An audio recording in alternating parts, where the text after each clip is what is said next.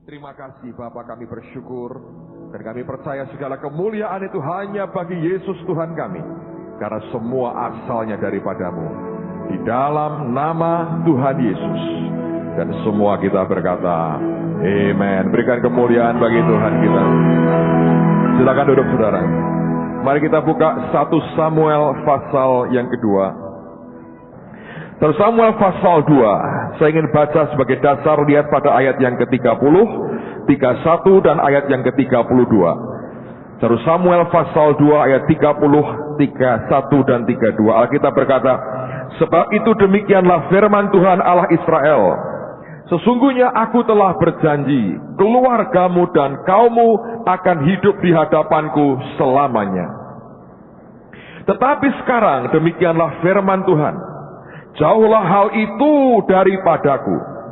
Sebab siapa yang menghormati aku akan kuhormati, tetapi siapa yang menghina aku akan dipandang rendah.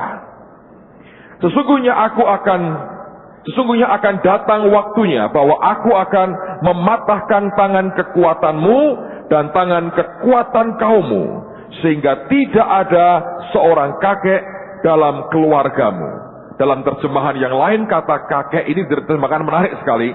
Diterjemahkan dengan kata prime life. Kehidupan yang utama. Prime itu utama, yang paling hebat, paling puncak. Prime life.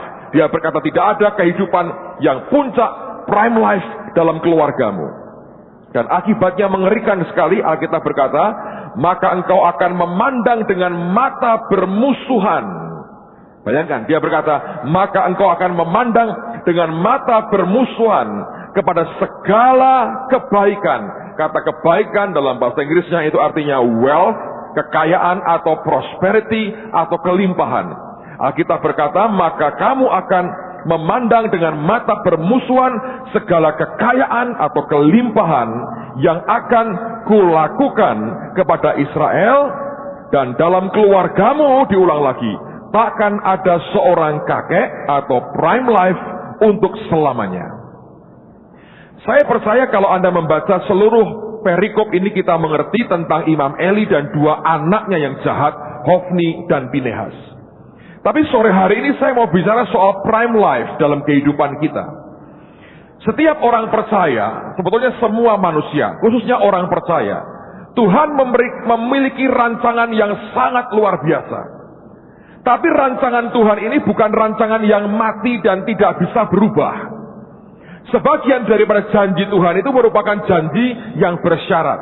Aku akan berbuat seperti ini, aku akan lakukan ini jikalau ini kamu kerjakan. Bahkan saya berani berkata, sebagian besar sebetulnya semua janji Tuhan itu janji yang bersyarat.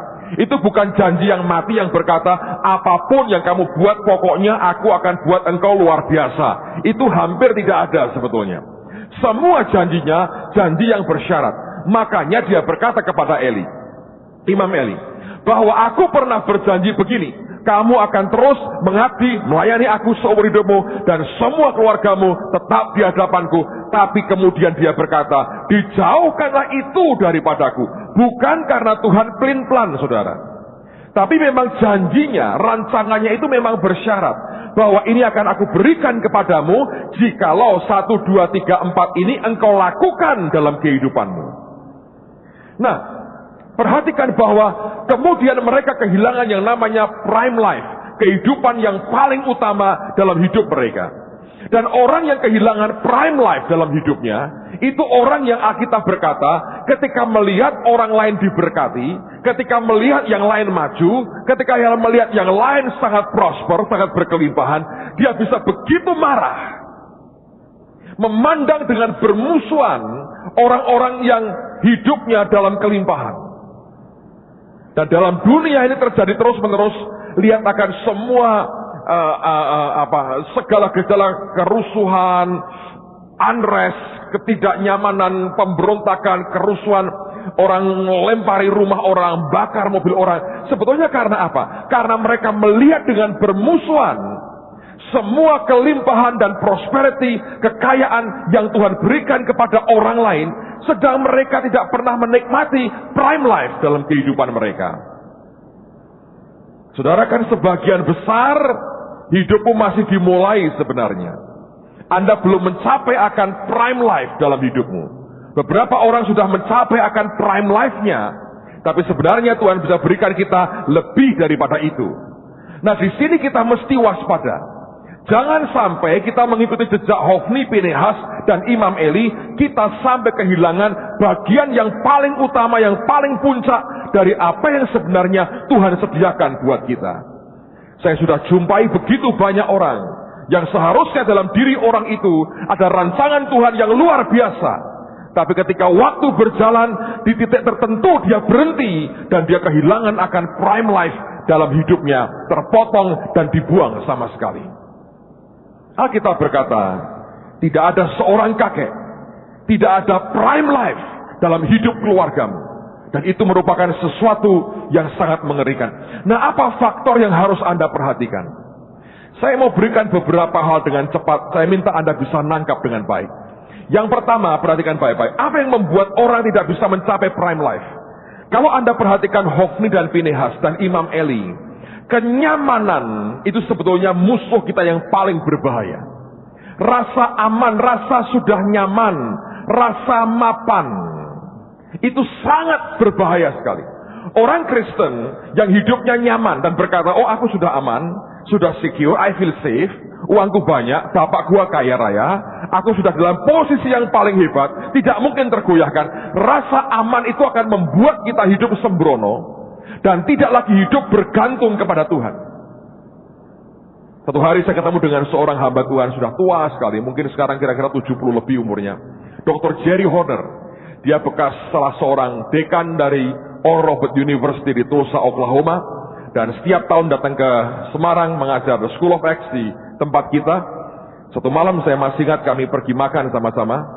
Saya ngobrol dengan dia itu kira-kira 2 tahun lalu. Saya bilang, Dr. Jerry, saya bilang kata, aku bilang, aku ini ke depan nggak tahu. Pada waktu itu kita baru mulai bangun akan Holy Stadium itu, dan baru mulai tiang pancang, kita belum sampai seperti yang sekarang.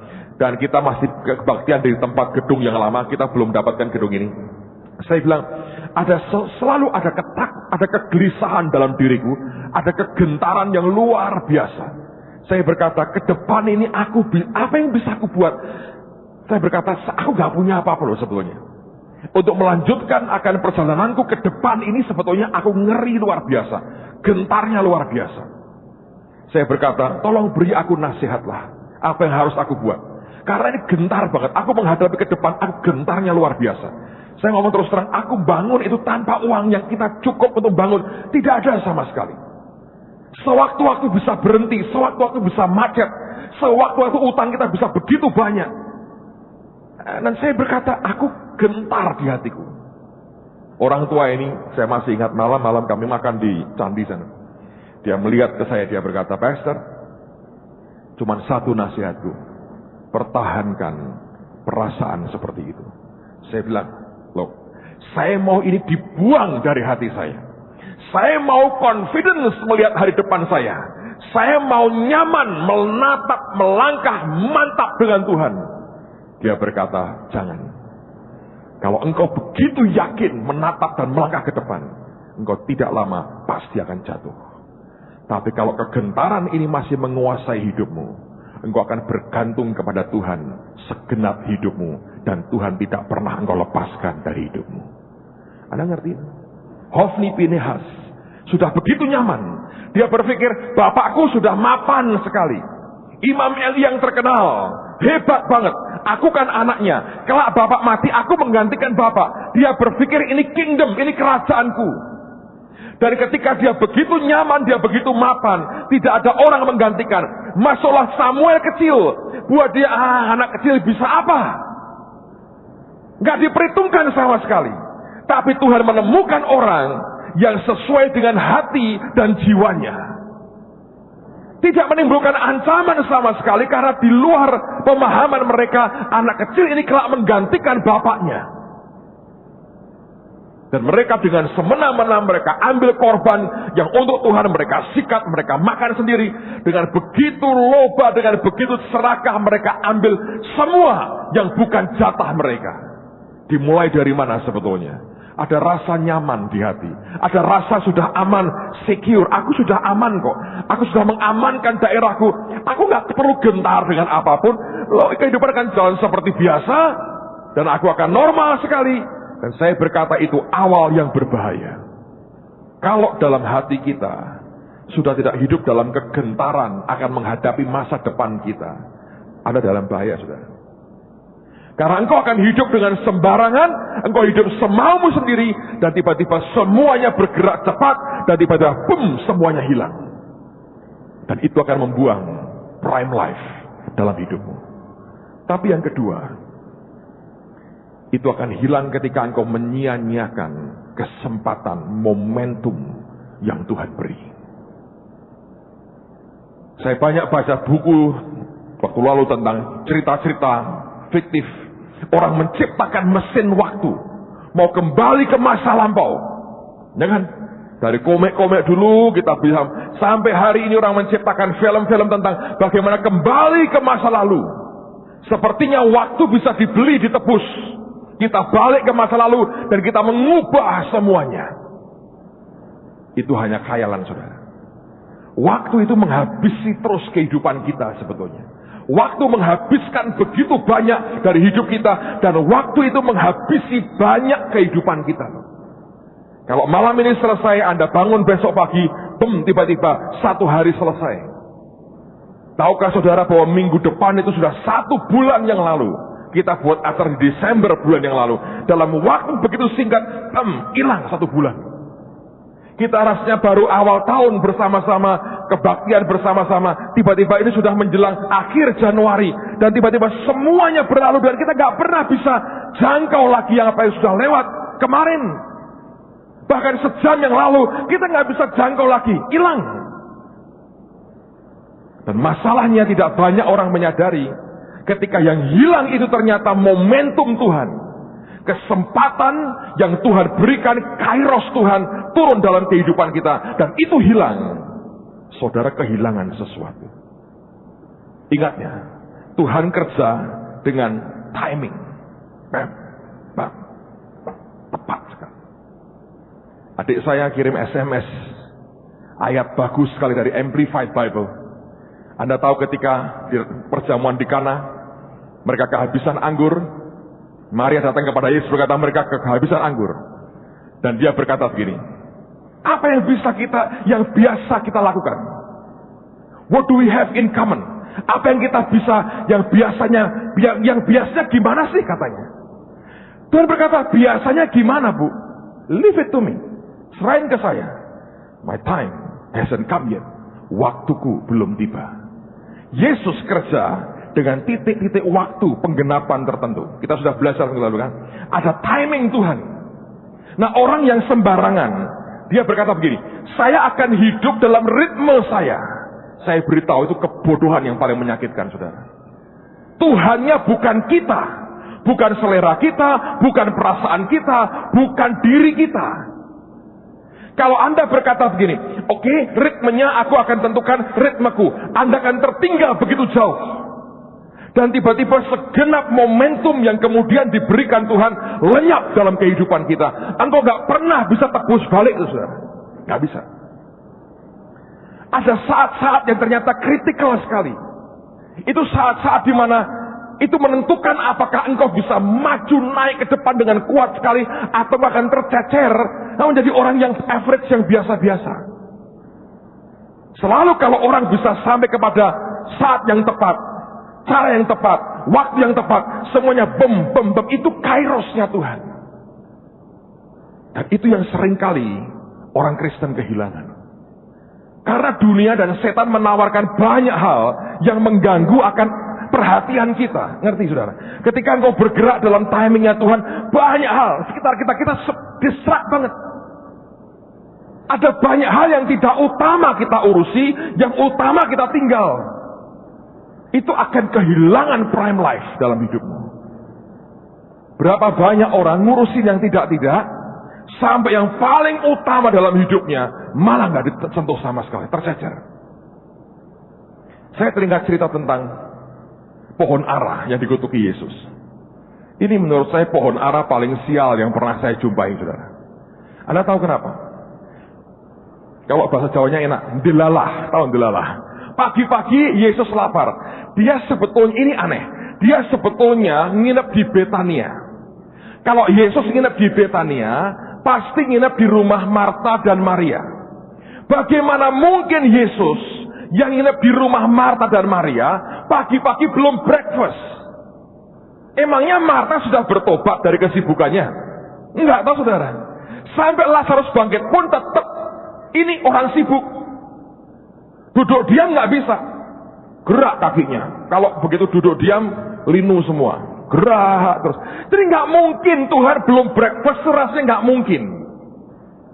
Tapi Alkitab berkata, pagi-pagi Tuhan Yesus merasa lapar. Mungkin lagi kepingin makan. Aku nggak tahu. Alkitab tidak menjelaskan. Buat saya itu perkataan nggak make sense. Bagaimana mungkin tinggal di rumah Marta dan Maria yang terkenal sangat sibuk melayani dia dengan makanan, dengan menu-menu terbaru dari Timur Tengah, kebab, segala macam, sate kambing, sate Madura nggak ada, saudara. Bagaimana mungkin dia tinggal di rumahnya Marta Maria dan dia kelaparan pagi-pagi? Tapi Alkitab berkata dia kelaparan.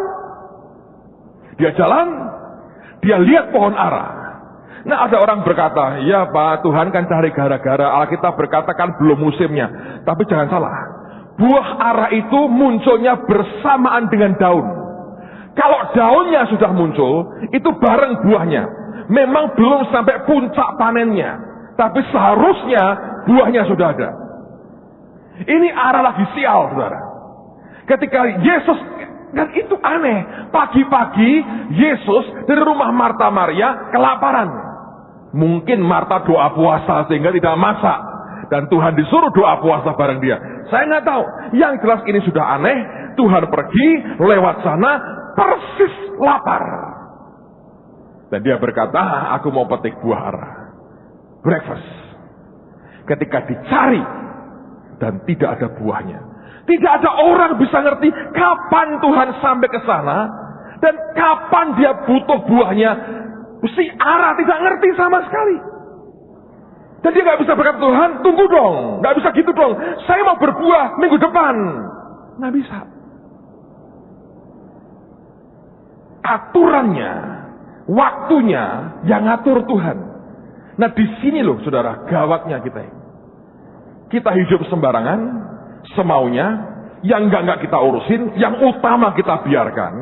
Nah, waktu berjalan, waktu bergulir, Anda kehilangan yang prime life dalam hidupmu, hilang. Dan ketika Tuhan mau ambil, cari buahnya, tidak ada. Dia berkata, tidak ada orang akan makan lagi dari buah. Dan hari berikutnya langsung kering dan habis. Saudara, dengerin baik-baik. Biarkan Tuhan kendalikan hidupmu, ritmemu. Ngerti, saudara? Biar dia yang mengendalikan. Tuhan itu kalau main musik, mungkin dia pegang drum, pegang bass. Bam, bam, bam, bam. Ketukannya dari dia. Yang lain mesti ngikutin. Kalau semuanya kacau, dia nggak peduli dah. Bam, bam. Dia mau main di berapa, terserah dia. Dia kendalikan semuanya. Dan itu yang gawat dari hidup kita. Saya tidak ingin ada satu pun di antara kita Anda kehilangan prime life dalam hidupmu. Tiba-tiba ketika semua sudah lewat, semua sudah tua, engkau berkata, hilang semuanya. Saya hidup, saya punya beberapa teman ketika sama-sama masih SMP, sama-sama SMA kami bertobat sama-sama. Maju ke depan di mimbar yang sama. Nangis terima Yesus pada jam dan detik yang sama. Kami pulang, saya masih ingat kami naik sepeda motor. Saya lewat simpang 5, saya lihat semua jadi lebih bagus. Orang lahir baru begitu, semua bagus rasanya. Mata ngelihat dengan semuanya lebih enak, indah sekali karena lahir baru. Orang berpikir karena kita sama-sama dari SMP, dari SMA, kuliahnya sama, orang berkata nasibnya akan sama. No way. Enggak. Sekian tahun berlalu, saya perhatikan teman saya ini. Tidak pernah dia urus hal yang utama dalam hidupnya. Yang enggak. Kalau lagi kuliah, saudara, kuliah nih. Ketika datang ke kampus, keren banget. Yang dibawa apa? Buku rohani. Nggak pernah itu buku pelajaran textbook, nggak pernah dibaca. Yang dibawa buku rohani. Saya bilang, kalau mau itu sekolah teologi ya. Kenapa sekolah sekuler? Ngerti saudara? Ini orang ngerjakan yang samping-samping yang dia suka. Kalau Anda mau dapetin prime life dalam hidupmu, bukan apa yang engkau suka, apa yang Tuhan mau dalam hidupmu. Teman saya begitu. Anda tahu yang terjadi? Nyaris drop out. Nilainya hancur semua. IP-nya nggak sampai 2. Malu-maluin bener. Dan sejak itu hidup kami beda sekali. Saya juga bukan orang rajin belajar banget saudara. Cuma saya kuliah di pelajaran yang saya suka banget sehingga seringkali tanpa belajar pun sudah masuk di otak saya. Dan saya suka banget tapi saya belajar betul. Tapi teman saya mau ujian ya gampang lah. Besok mau ujian hari ini baca buku sejarah gereja. Buat apa? Pikirnya keluar tuh. Dia kuliah di fakultas lain. Ini bisa keluar nih sejarah gereja. Ya enggak, aku senang aja. Anda ngerti? Ada orang berpikir bahwa itu universitas punya ritme, gua punya ritme. Ya kan? Saya mau kerja menurut ritme saya. Nah mereka berkata boleh, tapi lu drop out. Nyaris drop out. Karena pertolongan Tuhan dan belas kasihan, kemurahan Tuhan, tertolong saudara. Tapi kalau Anda cek nilainya, ngeri sekali. Dan terus diperjuangkan hidup seperti itu dalam hidupnya. Yang enggak yang diurusin. Yang paling utama ditinggal. Anda mesti belajar begitu, saudara. Karena waktu tidak pernah bisa kembali. Saya tidak ingin ada orang kehilangan prime life dalam hidupnya. Yang utama dalam hidupmu. Jangan sampai itu hilang. Karena banyak orang kehilangan itu. Karena apa? Dia pikir dia bisa ngatur seperti yang dia mau. Anda belajar nggak? Sekolah aja saudara ya. Nggak pernah bisa toh. Mas jam berapa? Ya terserah saya. Nggak ada toh. Yang siapa? Sekolah nentuin dong. Waktunya ini, waktu ujian. Dengan Tuhan juga sama. Yang pegang kendali semua Tuhan. Saya nggak tahu berapa kali saya mesti ingatkan saudara. Semua dikendalikan oleh tangan Tuhan. Bagian kita cuma ikuti apa yang dia mau. Ikuti akan jalur waktunya dia. Ikuti akan ketukannya dia. Mau gimana ikuti dia. Jangan kita berkata ya pokoknya saya ngikuti begini aja. Saya berkata hancur saudara. Prime life-mu bisa hilang. Yang ketiga, reaksi. Hidup kita ini penuh dengan reaksi-reaksi. Dengarnya, Tuhan sebetulnya lebih tidak terlalu banyak ngurusi mengapa engkau begitu, enggak. Tapi apa reaksimu setelah engkau mengalami itu?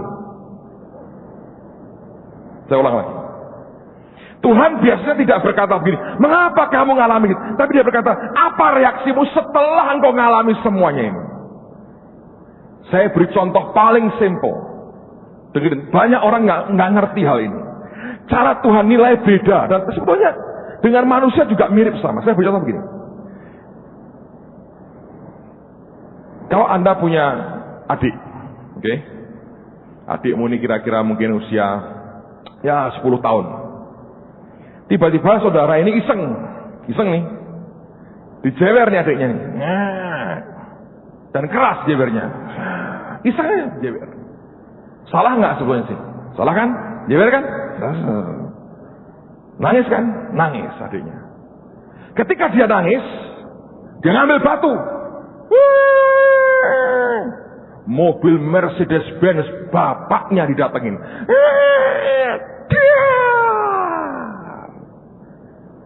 Saya mau tanya saudara, yang diurusi bapaknya itu adik dijewer atau batu dilemparin ke mobil?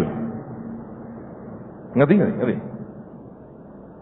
Si bapak akan berkata, dia nggak pernah bilang, oh iya kamu jewer kan, nggak apa-apa memang, mercy, bakarlah sekalian, nggak apa-apa. Nah itu bapak sudah mulai gendeng saudara, menurut saya. Anda ngerti, reaksimu itu loh berbahaya. Dan engkau tidak pernah bisa berkata, aku kan korban dijewer orang.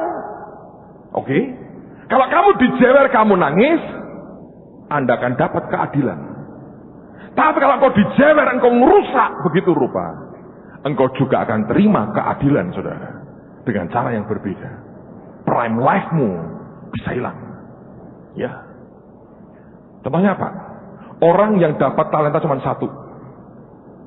Yang 5 kerja, dapat 10. Yang 2 kerja, dapat 2. Jadi 4. Yang 1, reaksinya salah. Ya kan? Tuhan yang kejam, Tuhan gua simpen aja lah, nih kembaliin. Reaksinya itu loh saudara. Kalau dia kerjain dapat 1, sebetulnya dia dapat kenikmatan yang sama dengan yang 2 itu, sisanya sama. Masalahnya reaksinya salah. Dan dia salahkan tuannya. Dan dia berkata, Tuhan yang kejam, seenaknya, cuman 1 gua suruh apa? Reaksimu bisa membuat engkau kehilangan prime life dalam hidupmu. Dan saya perhatikan orang-orang belajar untuk excuse dalam hidupnya. Ya karena bapakku kejam pak. Nggak ada orang sebetulnya mau kepahitan terus, tapi bapakku kejam, jadi saya kepahitan. Oke, ampuni dong, nggak bisa.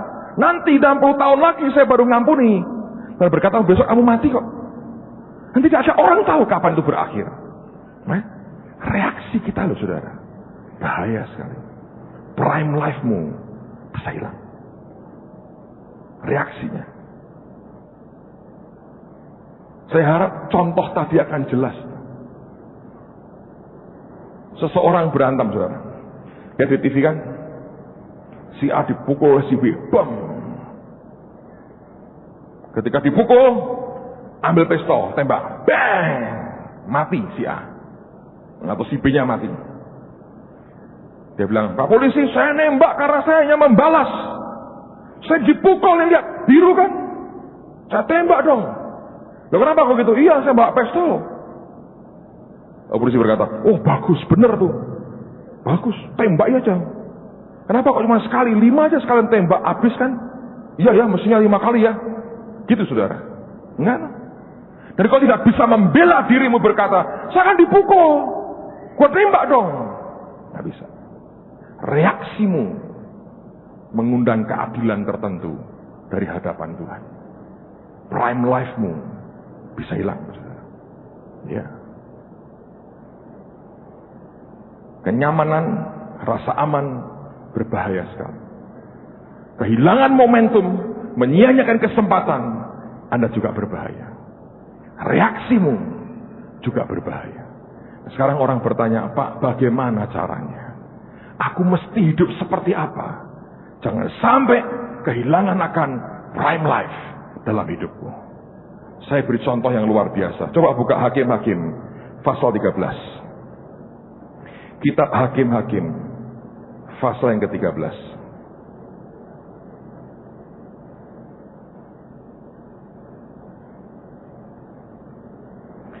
Ayat yang pertama, saya mau ajak Anda melihat ayat yang pertama. Sampai dengan ayat yang ke-8. Hakim-Hakim 13. Mulai ayat yang pertama.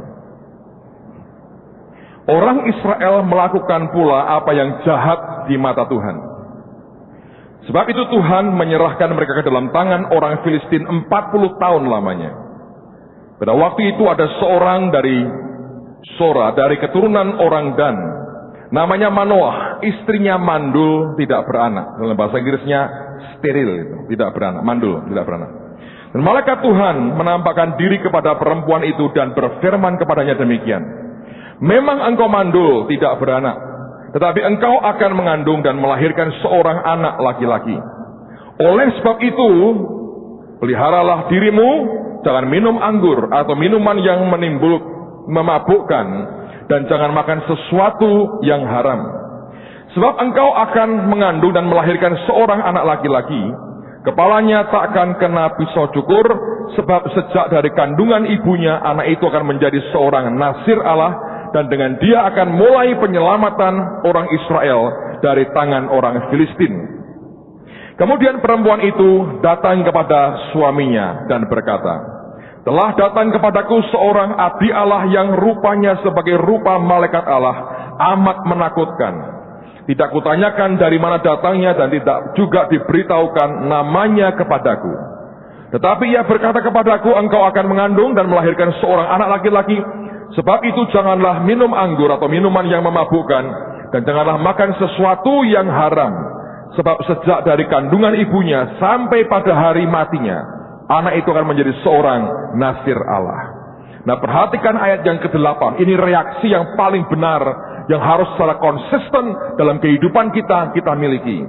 Lalu Manoah memohon kepada Tuhan. Perhatikan permohonannya. Katanya, ya Tuhan, berilah kiranya abdi Allah yang kau utus itu datang pula kepada kami, atau datang lagi ke kami. Dan perhatikan, mengajar kami apa yang harus kami perbuat kepada anak yang akan lahir itu. Manoah mendengar dari istrinya, malaikat ngomong begini. Buat si Manoah, dia masih confused. Aku mesti ngapain? Reaksinya mesti benar. Caranya bagaimana? Dia ngerti ini gak main-main. Dan lahirlah sebuah doa yang menurut saya luar biasa. Dia berkata, Tuhan, utus lagi abdimu itu supaya mengajar kami apa yang harus kami perbuat. Makanya orang percaya, kalau nggak jalan dengan Roh Kudus, Anda pasti akan bereaksi salah. Engkau pasti akan pernah bisa ngerti momentum Tuhan. Engkau pasti akan nyaman dan merasa aman dengan hidupmu sendiri. Tapi yang Alkitab katakan, dia berdoa, dia minta ke Tuhan, dia berkata, ajarkan kami apa yang harus kami perbuat. Itu akan membuat kita ngerti persis apa yang Tuhan mau. Dan tidak akan kehilangan prime life dalam kehidupan kita. Saudara tahu, kalau Anda bisa menikmati prime life itu luar biasa. Hebat sekali. Anda bisa dibuat kagum oleh Tuhan.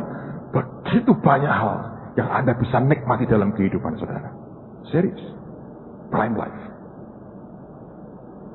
Baru-baru ini saya dengar ada orang mengalami banyak hal.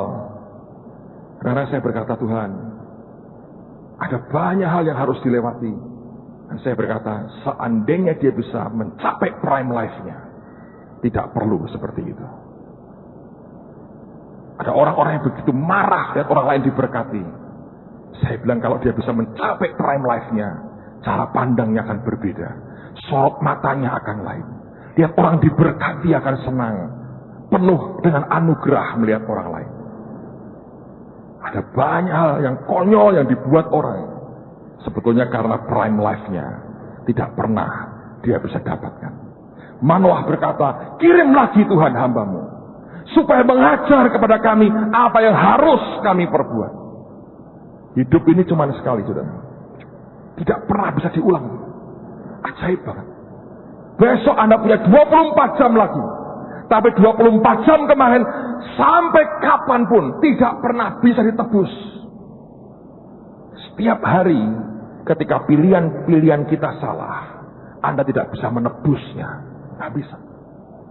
Mungkin ada hal lain yang akan bisa membuat engkau mengulang pilihan-pilihan sebelumnya. Tapi apa yang sudah pernah salah, tidak pernah bisa kembali. Tidak pernah bisa.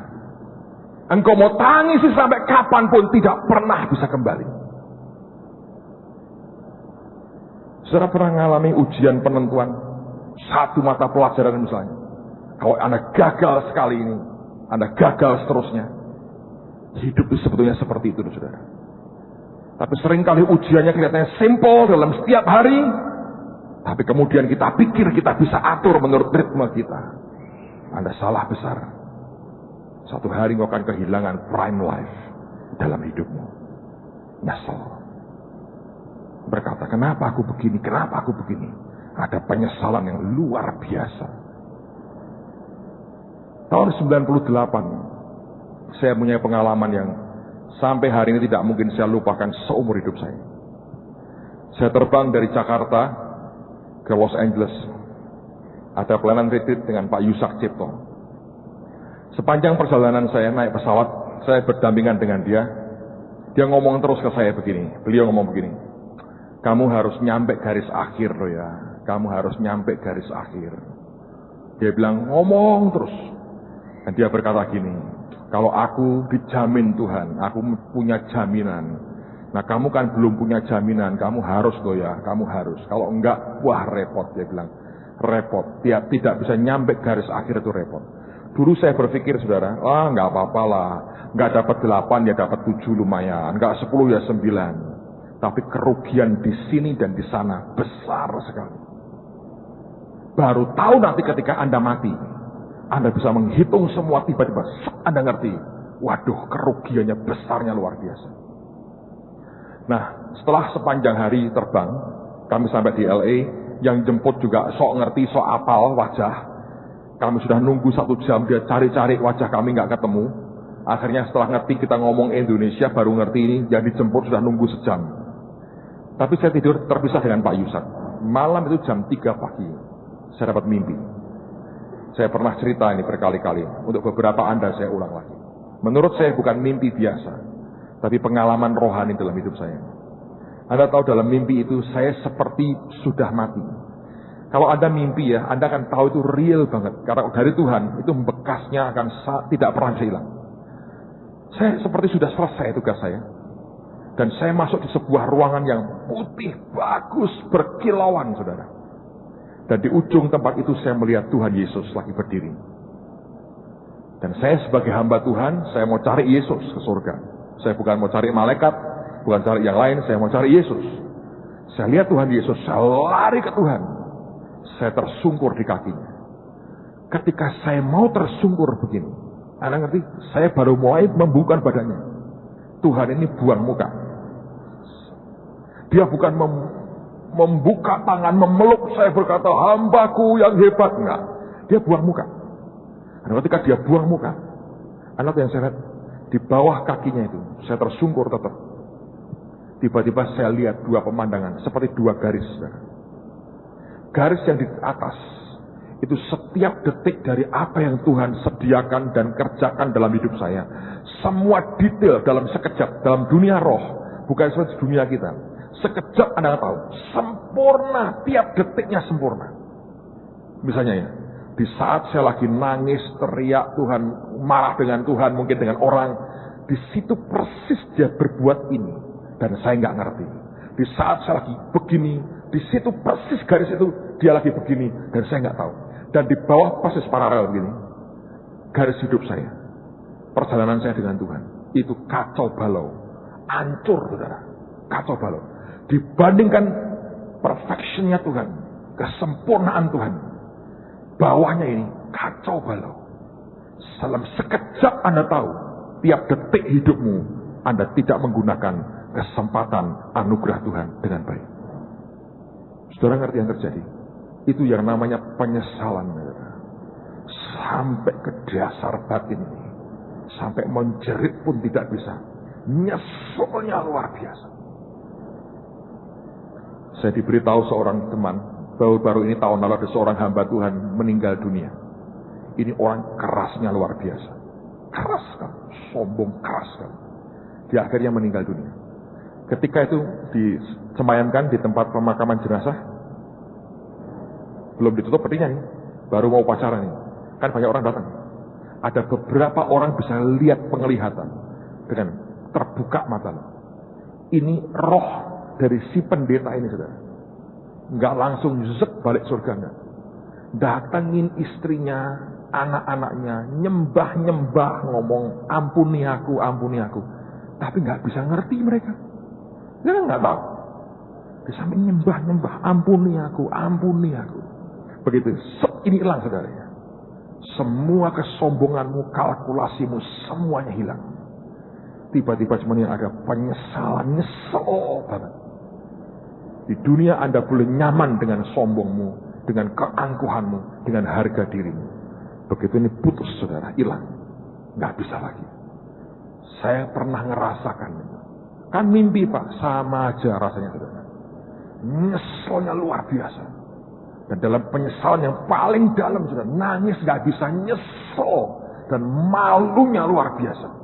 Ketemu Tuhan bisa, malunya luar biasa. Dibuka Tuhan, nanti di surga ya, kalau Anda lihat pengadilan terakhir. Tidak ada orang berontak-berontak, protes Tuhan, nggak bisa gua, enggak. Sebetulnya itu dibuka sama gitu ya. Orang sudah sadar, dia harus kemana. Dan waktu saya lihat itu, saudara, nyesel, keluar omongan saya. Saya berkata, Tuhan, aku tidak layak tinggal dengan Engkau dalam kerajaan surga. Anda boleh berkata, oh nanti kalau saya enggak, Pak, tetap saya berkata, saya layak, Tuhan. Mari buktikan nanti, saudara. Anda ingat perkataan saya, di hari engkau mati, kalau bisa ngomong begitu, no way. Anda ketemu Tuhan itu, kayak telanjang, semua kebuka. Semua pikiran kotor, pikiran jahatmu, semua kebuka. Dan dengan pengertian Tuhan, yang Anda pikir baik, mendadak jadi jahat sekali. Karena cara ngelihat Tuhannya berbeda dengan cara ngelihatmu. Tiba-tiba kau bisa lihat seperti Tuhan melihat. Yang engkau banggakan sebagai kekuatanmu, tiba-tiba kau berkata itu kejahatan yang luar biasa. Dan saya terus terang datangnya Tuhan itu mau lapor loh. Tuhan dalam hidup aku sudah pernah khotbah, sudah pernah ini, sudah pernah itu. Hari itu hilang semua. Tidak ada satupun yang saya bisa klaim apapun. Dan saya bilang, Tuhan, aku tidak layak tinggal di surga dengan Engkau. Malunya luar biasa. Dan saya berkata, biarkan aku ke neraka saja. Bayangin, minta ke neraka. Untung dia nggak berkata, silahkan mati saya, saudara. Begitu saya ngomong begitu, saya terbangun. Karena dingin semua. Saya ke kamar mandi jam 3 pagi. Saya nggak kuat. Di kamar mandi saya berlutut, saudara. Berlutut saya di kamar mandi. Saya nggak kuat. Saya berlutut, saya tersungkur. Dan itu untuk pertama kali saya berkata, baik Tuhan, paksakan rencanamu dalam hidupku. Ini orang kalau dagingku tidak dipaksa Tuhan, nggak pernah bisa. Paksa saya. Anda ngerti? Saya ngalami itu, saudara. Kayak begitu. Ngeri. Hidup itu serius. Kalau nanti malam selesai, detik ini tidak bisa ditebus dengan apapun. Tidak bisa.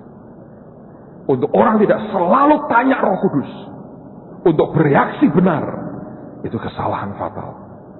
Apapun yang engkau hadapi, datang lagi, ajari apa yang harus aku perbuat. Ingat, Tuhannya itu bukan dirimu dan bukan saya. Tuhan kita namanya Tuhan Yesus. Dan dia berdaulat atas kehidupan kita. Ayat terakhir. Kejadian pasal 25. Kejadian pasal 25.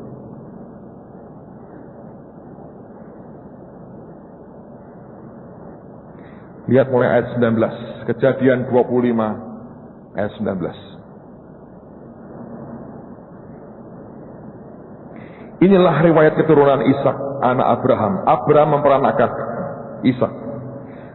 Dan Ishak berumur 40 tahun ketika Ribkah anak Betuel, orang Aram dari Padan Aram, saudara perempuan Laban orang Aram itu, diambilnya menjadi istrinya.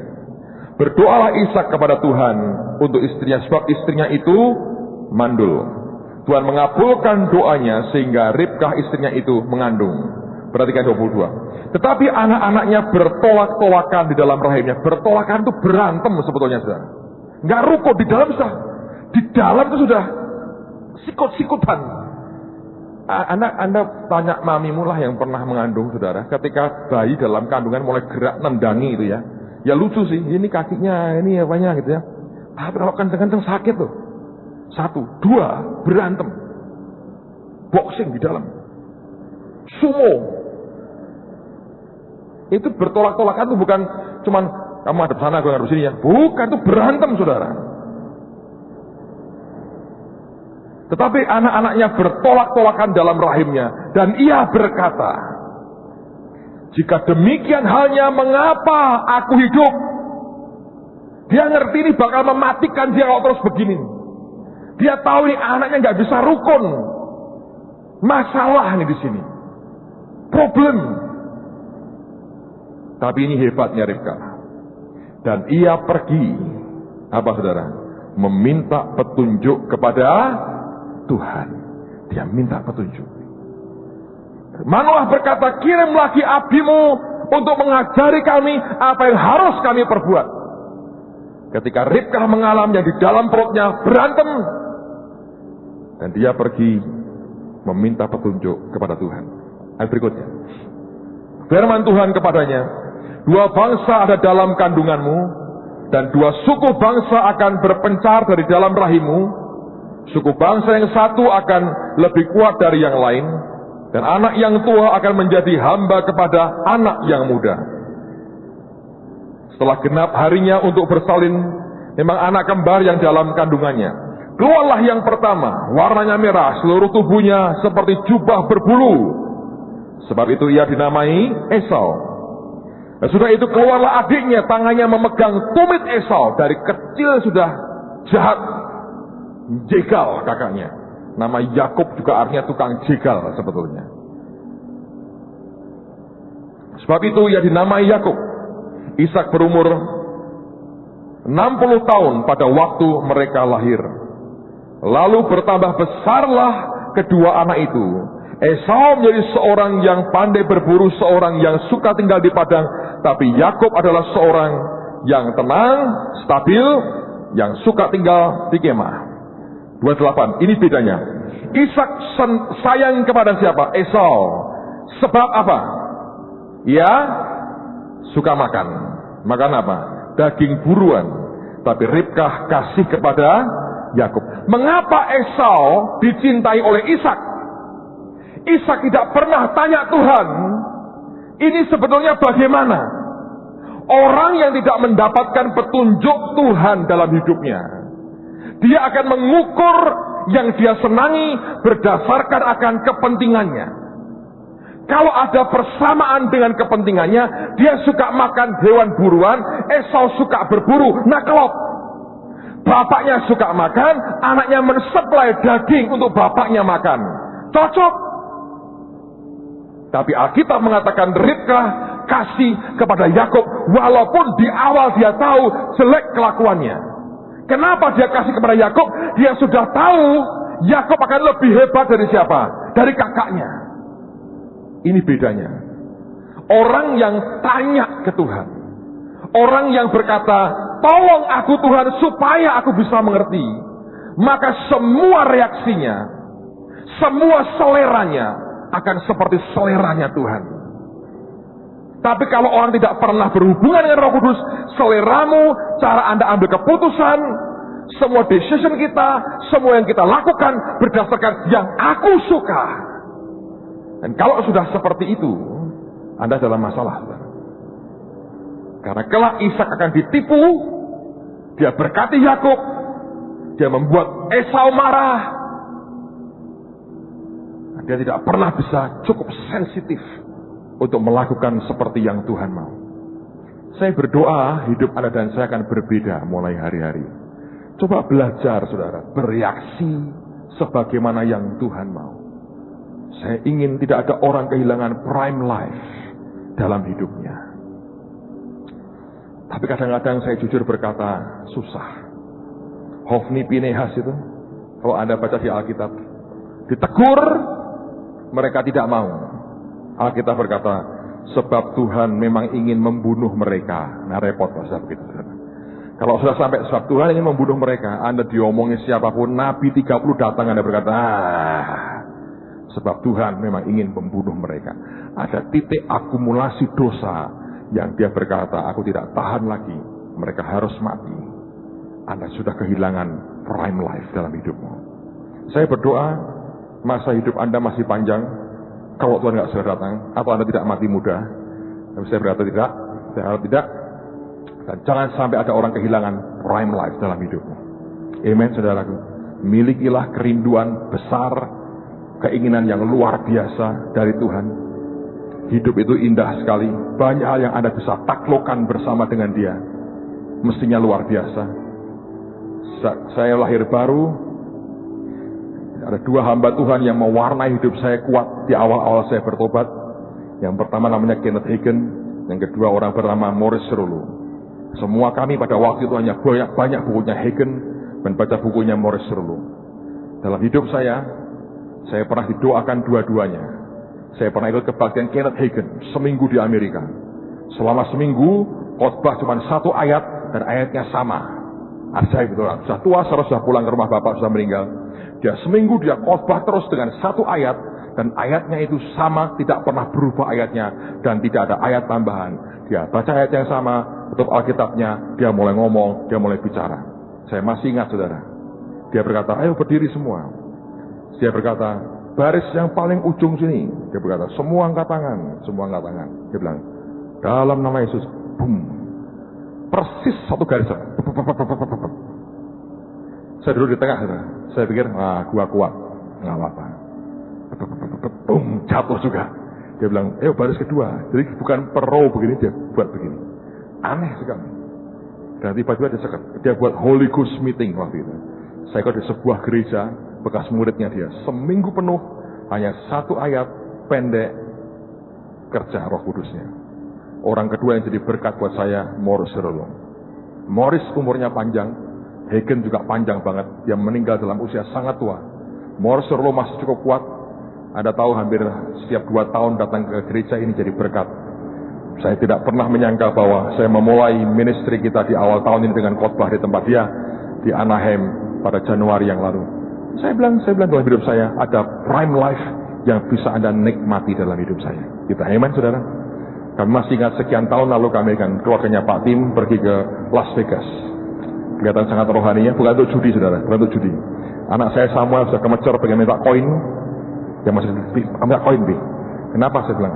Itu mak tua itu masukin koin satu, tarik mesinnya dapat banyak, dia bilang.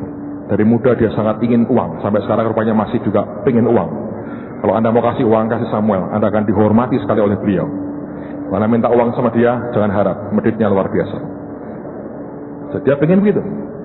Dan saya masih ingat anak-anak saya disewakan Pak Timotius limusin. Berapa? $75. Muter Las Vegas 10 menit. Naik limusin rame-rame. Biasa tuh anak-anak kampung, rame, karu-karuan saudara. Saya nggak ikut sih, foto izin saya karena rame-rame.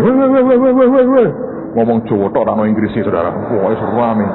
Sopirnya bingung, ampungan banget. Anak-anak semua masuk, anak-anak semua. Saya datang ke Los Angeles Januari, Morris Cerullo luar biasa. Saya sampai di airport di LA, jemput limusin. Saya pasti lepas saudara kan, sopirnya orang bule tanya, mau musik Pak? Mau. Saya bilang, musik apa?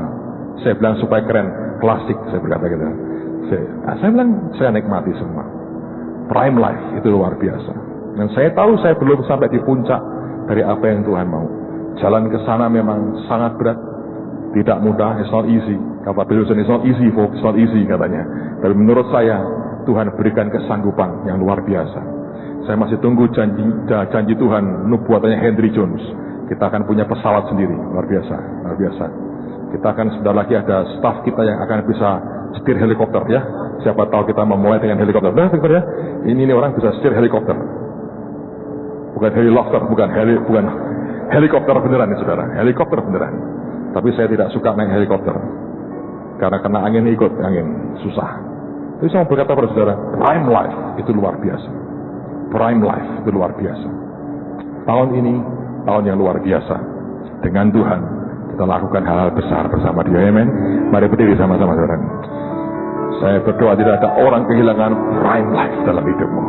Besok Bob Weiner akan melayani kita. Saya harap Anda tidak kehilangan kesempatan yang luar biasa untuk Bob Weiner memberkati kita. Mari angkat tangan sama-sama. Ya jamaah segenap hidupku. Selamat sore, ibu-ibu, bapak-bapak, dan adik-adik semua.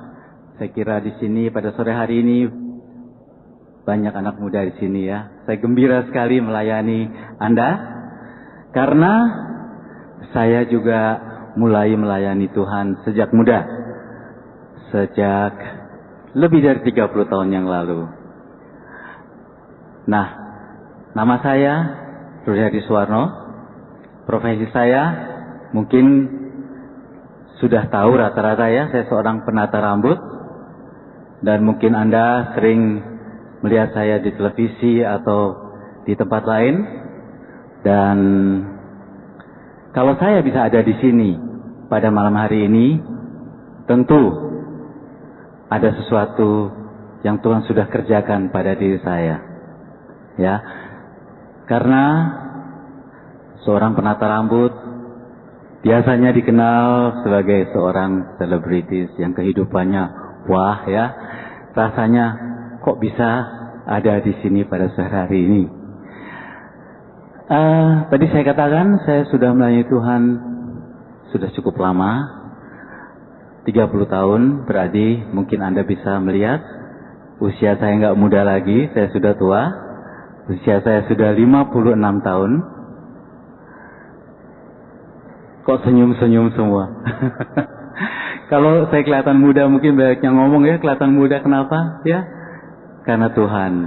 Ya, karena Tuhan memberikan damai sejahtera buat hati kita, sehingga dengan sendirinya kita akan kelihatan awet muda ya. Jadi kalau Anda sekalian nanti ingin awet muda, harus tetap tergantung pada Tuhan ya, karena nanti akan kelihatan awet muda terus. Nah, saudara sekalian, tadi saya katakan bahwa tentu ada satu saat yang merupakan turning point, satu titik balik dalam kehidupan saya. Karena pada saat itu tahun kira-kira tahun 78 ya, 78, 76, 78 itu. Waktu itu saya sudah berkarir sebagai penata rambut sudah 10 tahun karena saya mulai bekerja di bidang rambut itu dari tahun 68. Ya, jadi sudah 38 tahun yang lalu. Saya sebagai seorang penata rambut sudah lama sekali. Dan tahun-tahun itu saya waktu itu sudah terkenal ya sebagai salah seorang penata rambut yang paling terkenal saat itu di Jakarta, mungkin di Indonesia. Tentunya Anda bisa bayangkan kehidupan saya seperti apa. Saya masih muda, uang banyak, tentu kehidupannya cukup wah ya.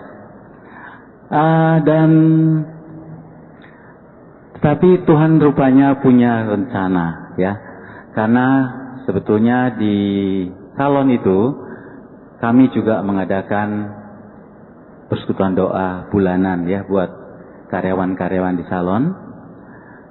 Dan saya percaya bahwa apa yang saya dapatkan sampai hari ini, saya bisa bertahan sebagai penata rambut yang cukup mapan sampai saat ini, itu tentunya bukan karena kekuatan saya sendiri, itu ada karena ada rencana Tuhan, pasti ya. Karena Tuhan, karena saya sendiri adalah manusia biasa yang gak ada apa-apanya, ya. Kita sama-sama tahu bahwa seorang penata rambut itu seperti artis ya.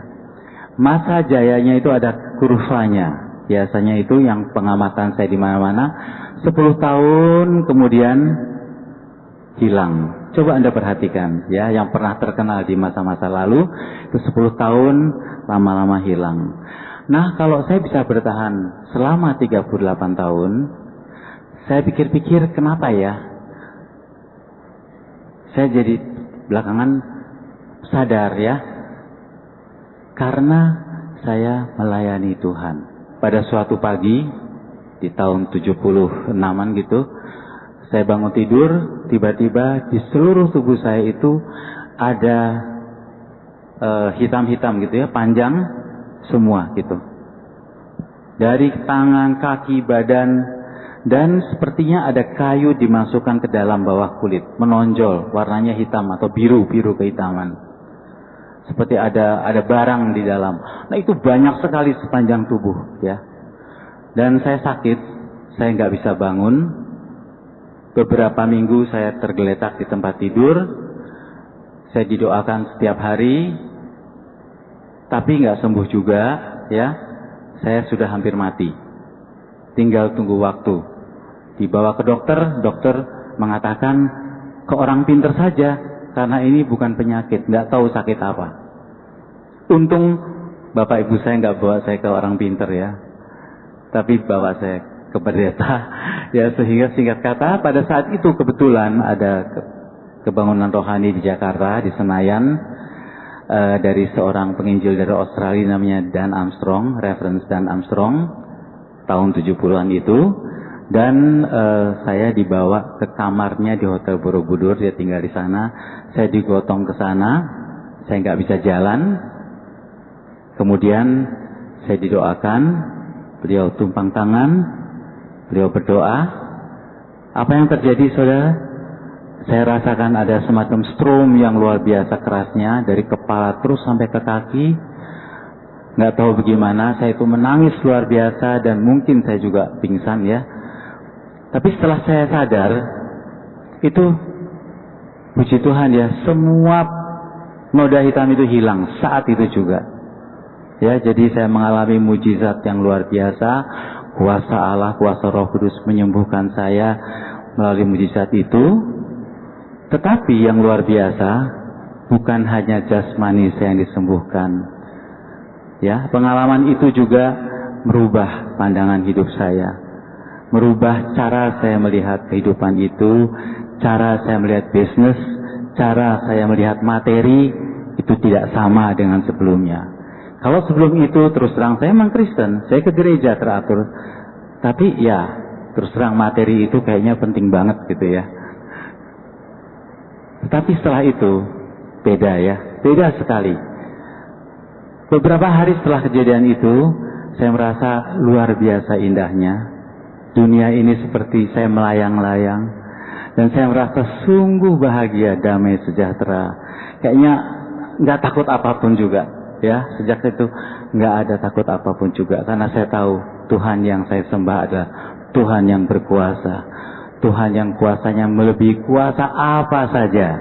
Ya, tidak ada kuasa apapun di dunia ini, di alam raya ini yang bisa melawan kuasa Allah kita yang kita sembah. Ya, itu pengalaman saya. Jadi sejak saat itu saya bertekad bahwa saya mau melayani Tuhan sebagai tanda syukur, ya, bahwa Tuhan memang sudah menolong saya, menyembuhkan saya. Dan terima kasih. Haleluya. Haleluya. Mari kemuliaan buat Tuhan sekali lagi.